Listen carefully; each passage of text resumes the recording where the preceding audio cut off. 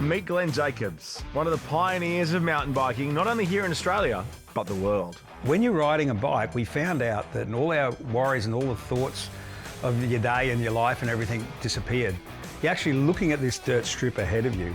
And if you took your eyes off that or started to think about something else that wasn't riding, you'd end up on the ground. It was a really extreme focus, and it sort of was massaging your mind when you rode.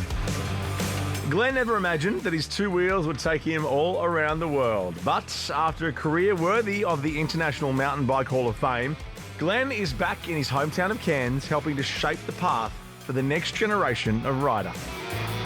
My name is Glen Jacobs, and this can be a mountain bike mecca.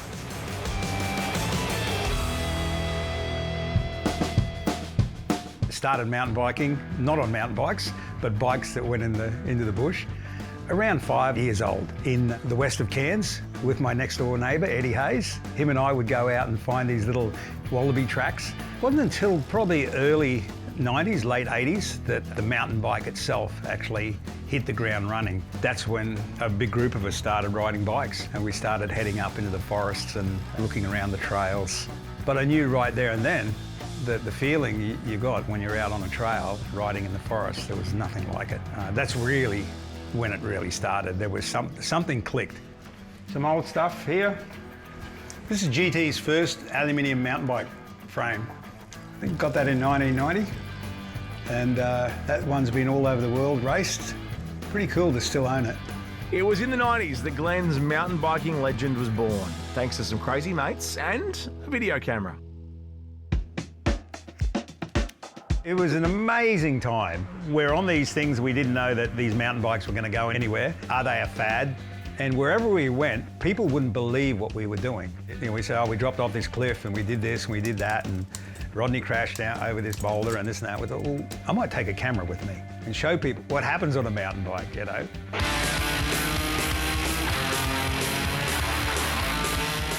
You know, any new sport you try to validate, that video certainly helped show what we were doing and how steep the hills were and how big the jumps were and how big the crashes were, and it was all really just raw, grungy style.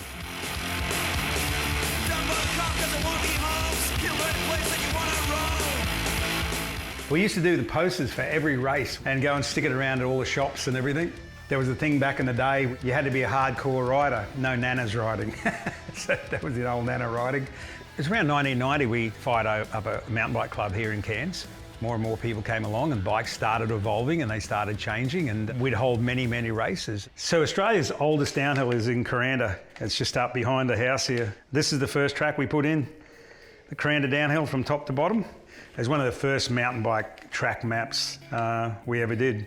It was a Queensland Championship. We just thought we were going to get people from Queensland coming to the Queensland Championships, but we got people from all over Australia. They all came to race, and one of those people in that crew was head of the Australian Mountain Bike Federation. After the event, he came over to me and had a chat and said, you know what, I could see the world's best riders riding through the rainforest here, and Australia's thinking about getting a World Cup. It never happened in the Southern Hemisphere before. What do you think? You're up for it? Mountain biking is attacking the world head-on. Now, the World Mountain Bike Championship is ready to take centre stage for its first time in the Southern Hemisphere. We'd never ever seen anything like that, international riders coming and riding, and in Cairns. I think we're more proud about our town. What was sort of surprising to us is that the majority of these World Cups and World Championships, they were riding on fire roads, and there wasn't anything purposely built, where we came from a background of doing that. And that's what really sold the Federation on that, and the International Federation when they came here. From kids bashing around the bush to hosting Australia's first World Championship, Glen had already blazed a trail in the sport. But little did he know, there were still a lot more tracks out there to be made. It was only 4 years from our club starting up to the first ever World Cup in the Southern Hemisphere in Australia, and it was in Cairns. Coming up later, we'll hear how Glen became the Greg Norman of his sport, designing mountain bike tracks all around the world. before returning to Australia to put Cairns further on the map. Welcome back to My Way.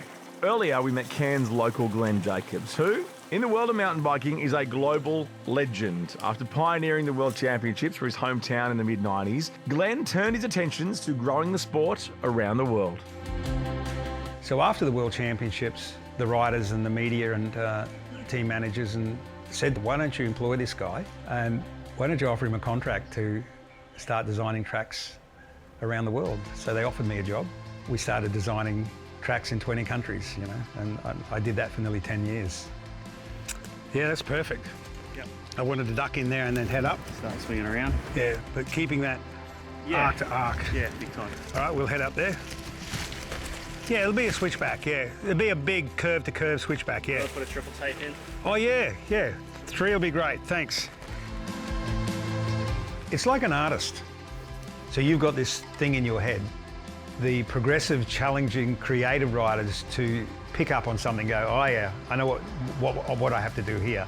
If I can take that inside corner over that rock and then put some power on over the next climb, I'll be 2 seconds in front. You put all these items in the trail, so the smart rider and the strong rider or the technical rider will pick up on these things, The biggest thing is you look around and you see all these trees here. It's one thing that we've always been really proud of. We don't cut trees out because the trail doesn't have to go straight and in a line, it weaves. So we're really lucky that we can actually weave in and out. Something really unusual was happening in the early 2000s. There was this sort of little rumbling in Australia about building a mountain bike track, which had never ever happened before. Yeah, certainly we built mountain bike tracks for racing, but not for recreation. Hey Joe, how you going? You all right? Good to see you. Yeah. So we've got 2 beginner lines, 1 intermediate and then 1 advanced as well. Yeah, a couple of different precincts, for different skill levels, which was good, That's when I had finished up with the UCI and looked at starting a business of professional trail building from a recreational perspective. We call the company World Trail, and we've been going ever since we've been doing it, and nearly 20 years. From World Championships to Olympics to a Hall of Fame induction, Glen has certainly made a lasting mark on the sport. Hey, where we go, you reckon? And after hosting the Southern Hemisphere's first mountain biking World Championships, Glen Jacobs' success had gone global. But his commitment to his local community is what cemented him as a legend in his own backyard.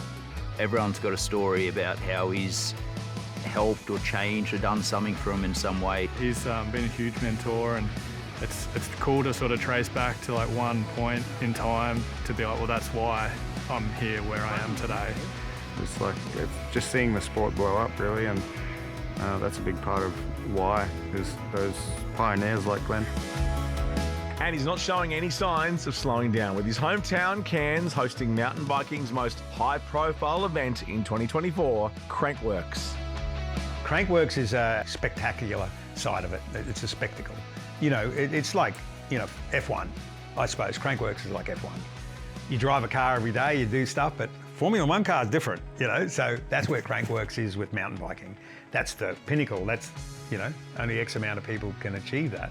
As a spectator, there's nothing like it to stand there and see it in person.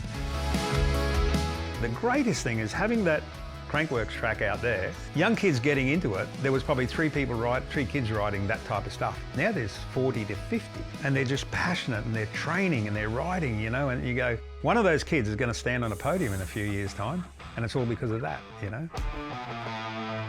If Glen has inspired you to get involved or just get started in the world of mountain biking yourself, make sure you catch Crankworx in Cairns. And while you're there, book yourself a ride with a local guide. Head to queensland.com for more information. Well, I certainly didn't plan to do this. I was in the right place at the right time. I always look at it going, if you really keep doing and aiming for the things you love, you'll never work another day in your life. You work very hard, but it doesn't feel like work.